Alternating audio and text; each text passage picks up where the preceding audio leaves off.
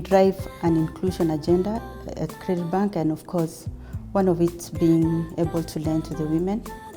And our gender-based financing is anchored on the principle that you don't only look to economically empower the women, but you also look at the social agenda of the society, because as they do say, when you lend to women, you lend to the economy, you lend to the world, and you impact the society. So that's why we're very keen to really push this agenda and ensure that we get remarkable results at the end of the day.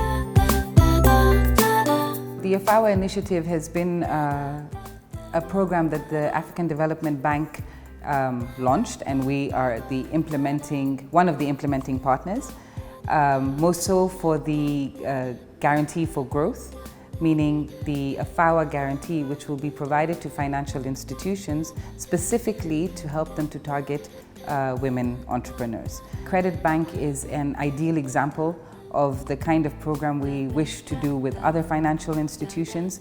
Programs such as the elevateHER, which is specifically geared towards women entrepreneurs, and it's very much aligned to what the Afowa initiative is looking to do.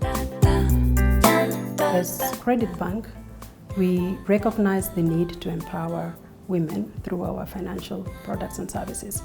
And this is in order to close the gender finance gap that still exists, despite the efforts that have been put by different stakeholders, even including the government. In 2019, we decided, okay, this is something that we want to pursue as a bank, and we started with a baseline survey and a needs diagnostic.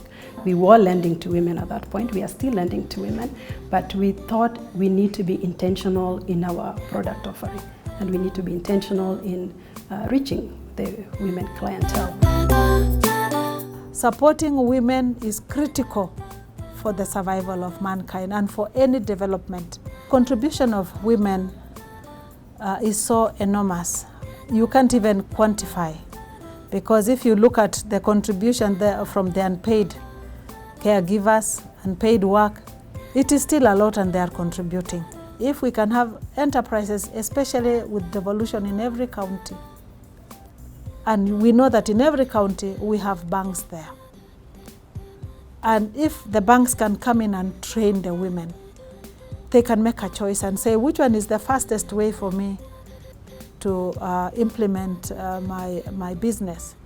We are talking of SMEs, and we talk of whatever little enterprises women can do. Yeah?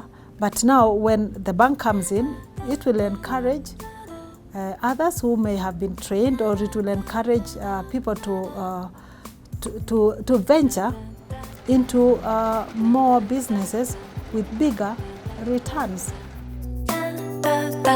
Women constitute over 50% of the population in Kenya and in most of African countries, and the reality is in a lot of economic sectors, women have not been fully included, meaning that we're not fully tapping on the full potential of our economy and utilizing everyone within the economy.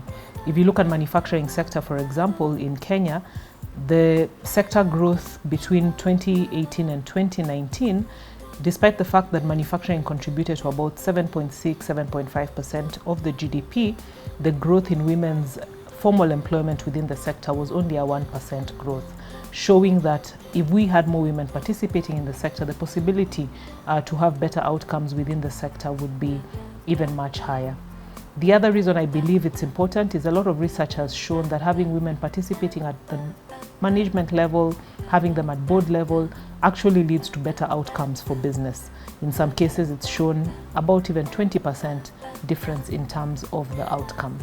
And when you're looking at financing the manufacturing sector, you have to really look at the type of finance you're giving, because a lot of the time there's a lot of heavy capital investment. So in order to address the issue of access to finance, it really goes back to understanding the sector, understanding women, understanding the type of finance, how it should be structured to enable them be able then to get value from any financial partner that they work with. So if we have a financial institution like Credit Bank going in and ensuring that they're listening first of all to the women, they're understanding the challenges they face, and then they are working and tailor-making products to be able to address these challenges, I think it goes a long way to solving the access to finance challenge that faces women within the manufacturing sector.